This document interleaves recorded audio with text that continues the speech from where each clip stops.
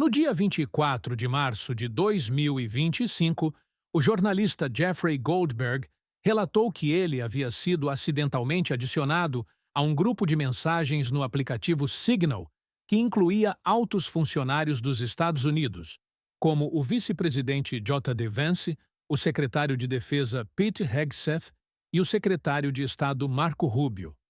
Nesse grupo de mensagens, intitulado Grupo Pequeno Houthi PC, a equipe de Trump discutiu a realização de ataques aéreos contra os Houthis no Iêmen e, aparentemente, até compartilhou detalhes operacionais dos ataques antes que eles acontecessem, o que convenceu Goldberg de que o grupo era real. Agora, isso é, obviamente, uma falha de segurança nacional chocante, mas o que as mensagens também deixaram extremamente claro é o total desprezo da equipe de Trump pela Europa.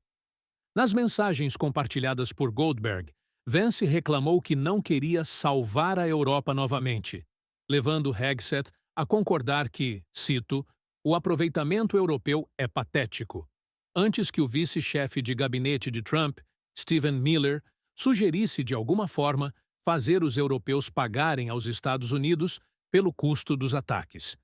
Isso não deveria ser uma surpresa total.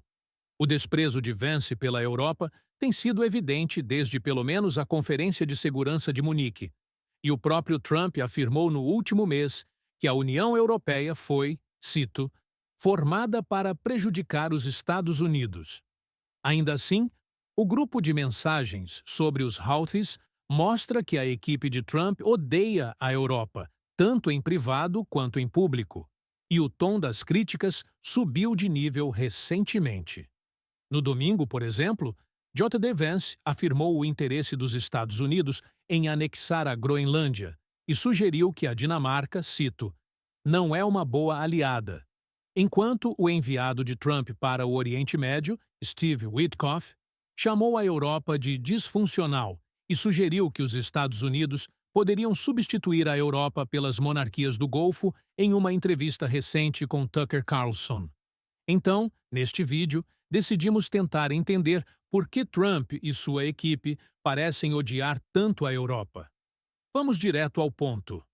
Embora existam claramente algumas diferenças ideológicas entre o governo de Trump e a União Europeia, como vemos, o principal problema é que Trump e sua equipe acham que os europeus são aproveitadores.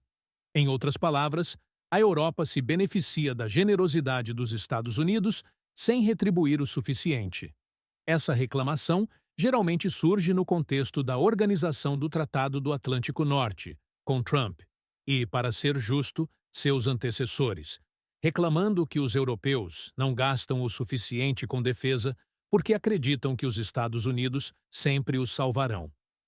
No entanto, esse não é o único sentido em que este governo de Trump pensa que a Europa está se aproveitando. No grupo de mensagens sobre os Houthis, por exemplo, J.D. Vance argumentou que a Europa estava se aproveitando da Marinha dos Estados Unidos e do papel que ela desempenha como garantidora do comércio marítimo global, observando que apenas 3% do comércio dos Estados Unidos passa pelo Canal de Suez, em comparação com 40% do comércio europeu. O próprio Trump também vê o déficit comercial entre os Estados Unidos e a União Europeia como prova de que a União Europeia está se aproveitando da economia americana, dependendo do poder de compra do consumidor americano para impulsionar a demanda por produtos europeus sem comprar produtos americanos em troca. À primeira vista, pelo menos, algumas dessas reclamações parecem razoáveis.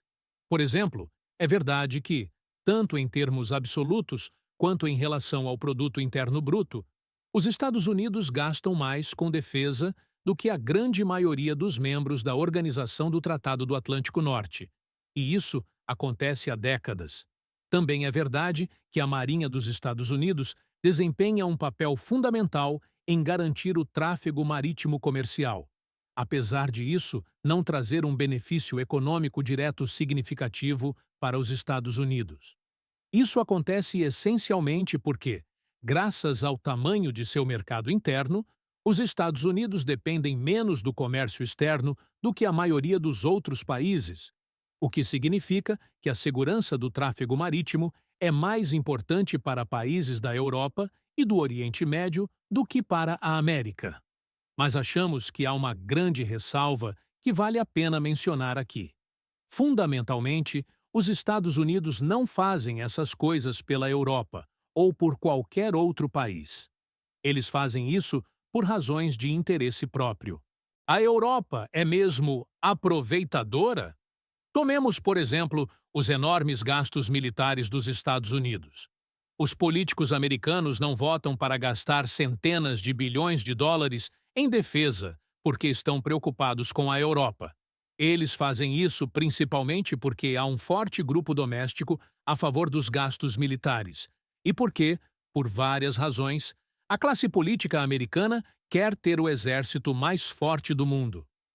Isso ficou claro com a ascensão da China. Os formuladores de políticas americanas frequentemente justificam aumentos nos gastos dos Estados Unidos, dizendo que o país precisa se manter à frente da China. Isso não tem nada a ver com proteger a Europa e tudo a ver com preservar a hegemonia americana. Da mesma forma, embora seja verdade que a Europa se beneficia do papel que a Marinha dos Estados Unidos desempenha em garantir o comércio marítimo global, especialmente dentro e ao redor do Golfo Pérsico, os Estados Unidos não estão fazendo isso para serem gentis. Pelo contrário, é porque isso dá aos Estados Unidos uma enorme influência e permite que eles exerçam mais pressão sobre o Irã. Isso reflete um desacordo mais amplo entre a Europa e os Estados Unidos sobre o Irã, com os Estados Unidos geralmente adotando uma postura mais agressiva, em parte devido às suas relações próximas com Israel e a Arábia Saudita, e os europeus geralmente sendo mais favoráveis a uma reaproximação, em parte porque a Europa quer comprar petróleo e gás iranianos. Além de pressionar mais o Irã, os Estados Unidos também mantêm uma presença naval no Oriente Médio, porque a única marinha que poderia substituí-los seria a da China. E se há uma coisa que os Estados Unidos gostam menos do que controlar as rotas marítimas globais, é deixar a China fazer isso no lugar deles. De qualquer forma, isso provavelmente explica por que, apesar de ocasionalmente reclamar sobre isso no Twitter, Trump, na verdade, aumentou a presença militar dos Estados Unidos no Golfo durante seu primeiro mandato. Então, você entendeu a ideia. A principal razão pela qual Trump e sua equipe odeiam a Europa é porque acham que a Europa é aproveitadora. Mas isso não é porque os Estados Unidos sempre foram generosos demais com a Europa. Pelo contrário, os Estados Unidos estavam seguindo seus próprios interesses estratégicos.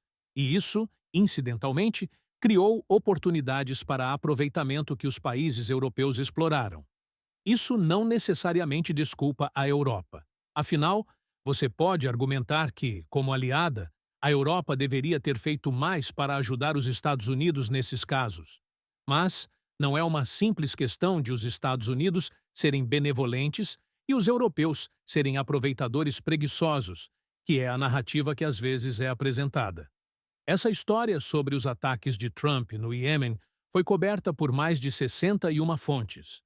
Curiosamente, sabemos que 11 dessas foram reportadas por veículos de esquerda e 12 por veículos de direita. Para esta notícia, os veículos de esquerda tenderam a focar nas consequências humanitárias do ataque, enquanto os de direita se concentraram no pensamento estratégico por trás dele. Gostou do vídeo? Se inscreva no canal para mais vídeos sobre geopolítica e atualidades. Abraços e até a próxima!